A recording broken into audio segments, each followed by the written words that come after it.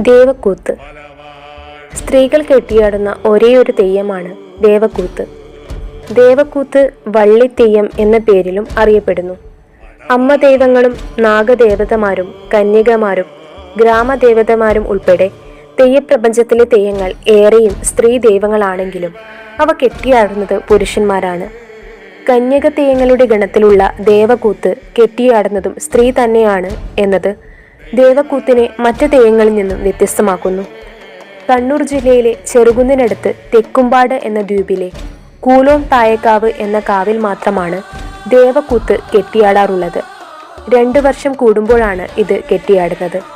പൂജാകർമ്മങ്ങൾക്കായി പൂക്കൾ പറിക്കാൻ തെക്കുംപാട് ദ്വീപിലെത്തിയ ഒരു ദേവസ്ത്രീ ദ്വീപിൽ ഒറ്റപ്പെട്ടു പോവുകയും പിന്നീട് സപ്തർഷി നാരദൻ എത്തി ആ ദേവസ്ത്രീയെ തിരിച്ച് ദേവലോകത്തേക്ക് കൊണ്ടുപോവുകയും ചെയ്ത കഥയെ ഇതിവൃത്തമാക്കിയാണ് ദേവക്കൂത്ത് കെട്ടിയാടുന്നത്.